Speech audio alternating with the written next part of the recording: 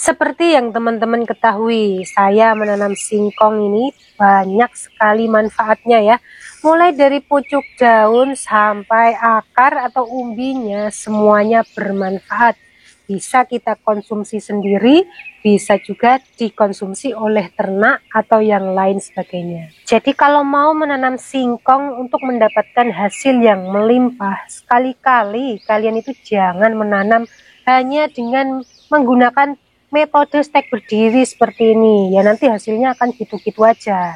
Sekali-kali kalian itu bisa coba metode ini. Nih lihat ya, ini kita sayat dulu sebelah sini, kemudian kita ambil kulitnya. Di era sekarang ini ekonomi semakin sulit ya. Kita sebagai ibu rumah tangga, kita harus pinter-pinter mengolah dan juga kreatif.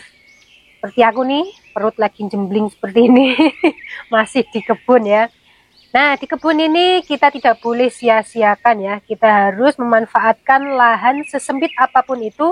Kita bisa tanami seperti tanaman singkong, kemudian tanaman pepaya, ada juga tanaman rimpang, dan masih banyak lagi. Nah, tanaman-tanaman ini tidak memerlukan biaya yang mahal ya, dan perawatannya pun sangat-sangat mudah sekali, tanpa jelimet, dan hasilnya tentu melimpah dan bisa membantu perekonomian kita. Dua kunci untuk mencapai sebuah keuntungan itu hanya mudah sekali ya. Yang pertama adalah pengolahan lahannya itu berkedalaman 30-50 cm, dan tentunya kita harus menjaga kelembapan tanahnya. Selebihnya kita harus mendapatkan cahaya matahari atau paparan sinar matahari yang cukup. Jika mau dikonsumsi sendiri, masalah pupuk tidak perlu pusing-pusing. Kita cukup menggunakan pupuk organik ya, seperti kotoran ternak, kemudian bekas sampah bakaran. Jangan menggunakan pupuk-pupuk kimia ya, lebih aman dan tentunya lebih sehat. Saya tidak mau mengecewakan teman-teman yang sudah melihat video ini ya. Saya akan membagikan tutorial bagaimana cara menanam singkong dengan cara stek tidur atau stek rebah agar mendapatkan hasil yang super melimpah. Jadi awal mulanya kita harus melakukan peruncingan pada kedua sisi bibit yang sudah kita siapkan. Nah, peruncingan ini dilakukan karena ini nantinya munculnya akar akan berawal dari sisi yang kita goreskan ini. Kemudian kita akan melakukan sebuah penyayatan. Sebelum kita melakukan penyayatan, kita lakukan penandaan dulu ya. Jadi untuk ukurannya kita ambil 1, 2, 3, 4, 5 dari ujung kanan, dan 1, 2, 3, 4, 5 dari ujung kiri. Nah, kemudian lakukan penyayatan atau sayat kulitnya seperti ini.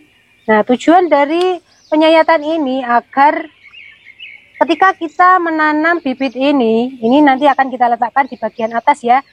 Di sini tidak muncul mata tunas, jadi otomatis mata tunasnya nanti akan muncul dari bagian kanan ataupun bagian kiri.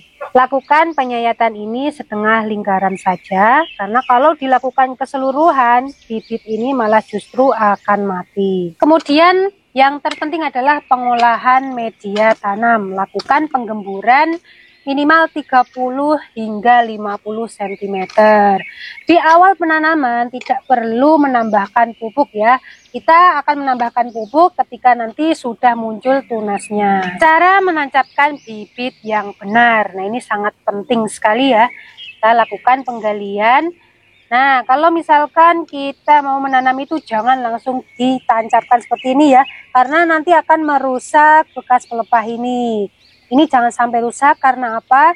Munculnya tunas dan juga akar itu berawal dari bekas pelepah ini. Nah, untuk penanamannya seperti ini ya. Kita letakkan pada tanah yang sudah kita lubangi, kemudian tutup bagian ujung kanan dan ujung kiri.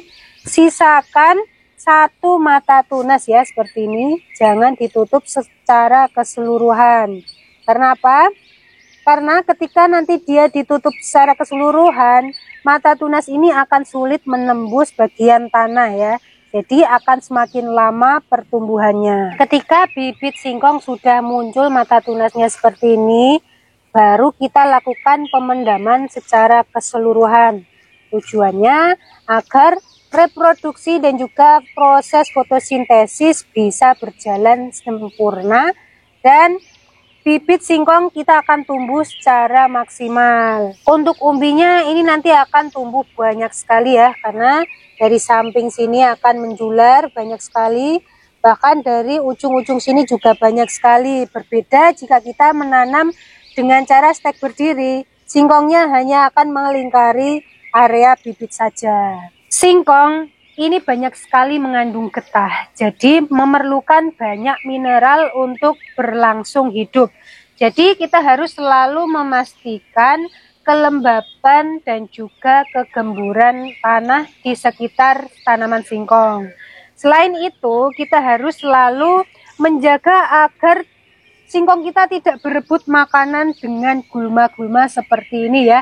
Ketika sudah mulai muncul gulma-gulma, kita harus selalu membersihkannya. Jadi seperti itu ya, tutorial menanam singkong dengan cara stek rebah atau stek pendam. Jadi untuk para ibu-ibu di rumah ya, menanam singkong itu nggak ada ruginya. Kita bisa mengambil daunnya sebagai sayur. Ini perawatannya sangat mudah, tidak ribet, penanamannya juga sangat mudah. Kemudian untuk pohon pepaya sendiri juga sama ya. Ini buah yang sangat ngirit atau murah meriah sekali karena penanamannya juga sangat mudah. Daunnya bisa kita manfaatkan untuk sayur juga bisa. Kemudian ada ubi jalar juga. Ini perawatan penanamannya juga sangat mudah sekali. Kemudian untuk tanaman rimpang, bunda-bunda tahu sendiri ya betapa mahalnya bumbu-bumbu dapur. Jadi kalau kita tidak mengolah pikiran kita untuk menghemat, ya tentunya akan boros ya. Lihat nih bunda-bunda, tanaman jaheku sangat subur sekali ya. Nah, sedikit tips ketika kalian mau menanam jahe atau rimpang yang lainnya, ketika sudah hijau atau sudah subur daunnya, lakukan penimbunan pada area sekitar akar agar rimpangnya melimpah. Nah, ini juga ada tanaman kunyit, ini baru saya tanam kemarin, alhamdulillah bisa tumbuh dengan subur. Untuk pertimbangannya, jenis tanaman rimpang ini, tanaman apa sih yang lebih mudah menanamnya? Apakah jahe, kunyit, lengkoas, ataupun temulawak? Sebetulnya untuk lebih mudah panennya atau hasilnya itu lebih mudah kunyit ya.